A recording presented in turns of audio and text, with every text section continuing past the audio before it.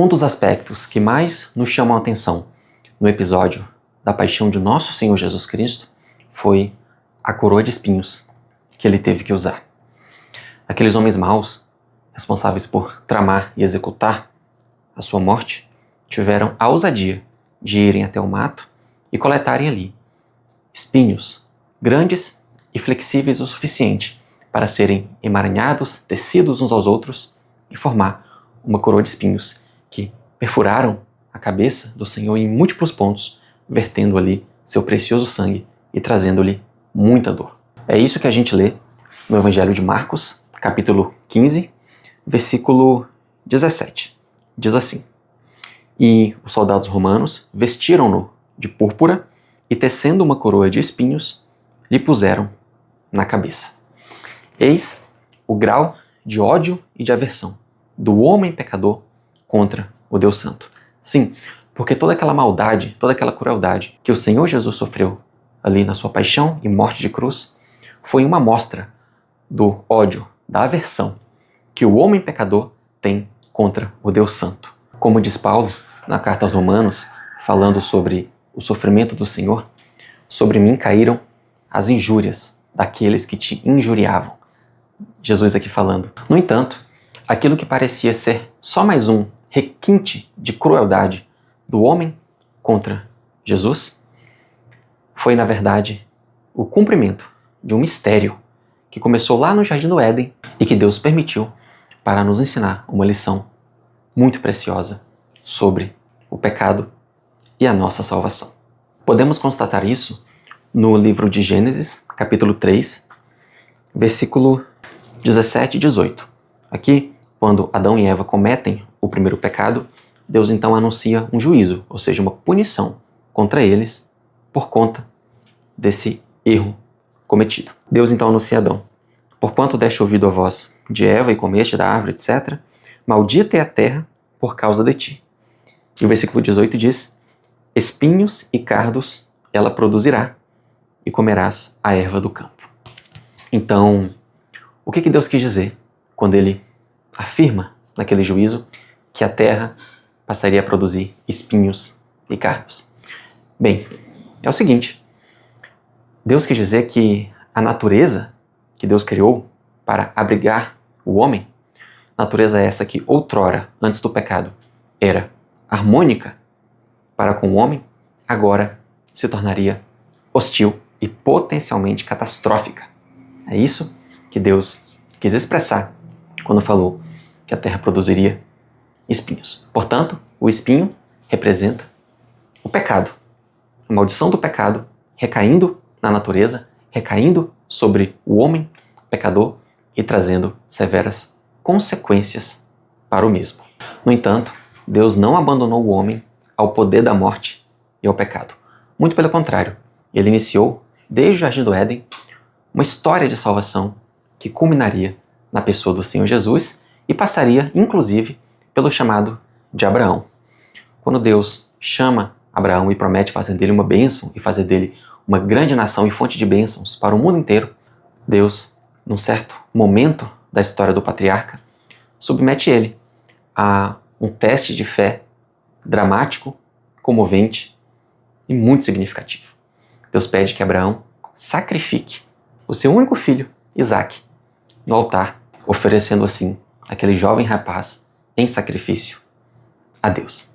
Abraão, num gesto impressionante de fé e coragem, não hesita e imediatamente chama Isaque para irem a outra localidade, subirem um monte e ali Abraão sacrificar o seu próprio filho a Deus, conforme o Senhor lhe havia pedido. E quando o velho patriarca levanta a mão para finalmente dar o golpe no seu filho e sacrificá-lo, Deus, logo antes desse ato, brada desde os céus, dizendo: Abraão, não faças mal ao seu filho. Agora ficou claro que você me teme, que você crê em mim, e a partir de agora eu muito te abençoarei.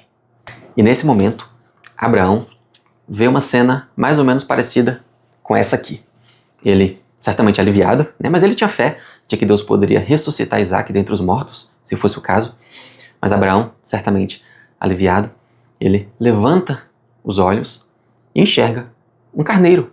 Sim, um cordeiro, como diz o livro de Gênesis, capítulo 22, versículo 13. Diz assim: Então Abraão levantou os olhos e olhou, e eis um carneiro de trás dele, preso pelos chifres nos espinhos, ou no arbusto espinhoso, dependendo da tradução. E Abraão o tomou e o ofereceu em sacrifício em lugar do seu filho.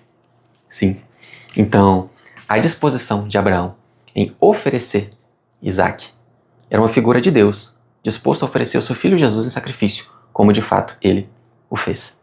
E aquele carneiro que foi sacrificado no lugar de Isaque também é uma figura de Cristo, substituindo Isaque no sacrifício e morrendo no lugar do filho amado de Abraão, assim como Jesus morreu em nosso lugar também.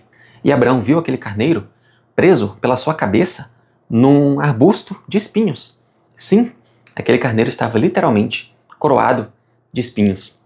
Era, certamente, uma prefiguração belíssima e maravilhosa do Cristo que viria e de um aspecto peculiar da sua paixão, a coroa de espinhos, que ele teve que usar, a respeito da qual nós lemos há pouco no Evangelho de Marcos. Mais uma vez, então, fica pré-anunciado que a maldição do pecado, representada nos espinhos, recairia sobre a cabeça do Cordeiro de Deus, Jesus, aquele que tira o pecado do mundo, aquele que tira o pecado das nossas vidas.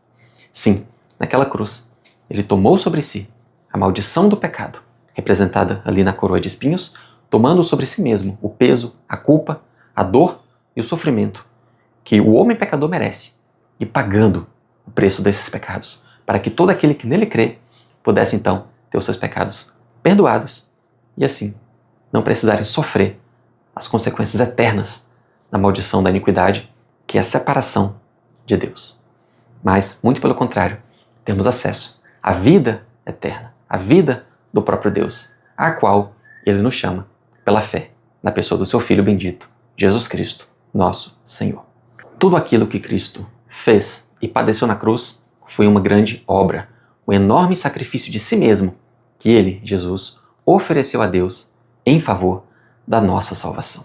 A sua obra na cruz, que a olhos humanos parecia uma crueldade sem tamanho, para Deus e para nós também que temos fé, se revelou num supremo gesto de amor e graça da parte de Deus para com os homens, a fim de salvá-los e purificá-los do pecado pelo sangue, pelo sacrifício do Cordeiro de Deus, Jesus.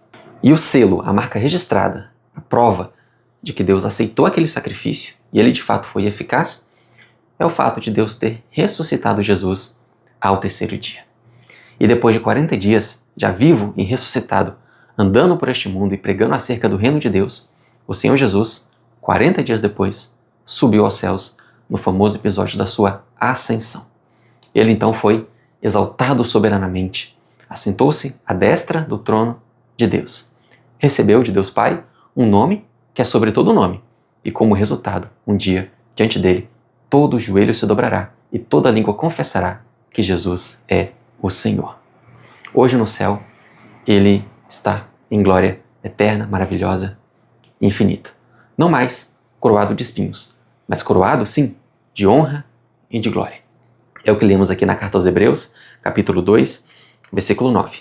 Diz assim: Vemos, porém, coroado de honra e glória, aquele Jesus, que havia sido feito um pouco menor do que os anjos, por causa da paixão da morte, para que, pela graça de Deus, ele provasse a morte por todos.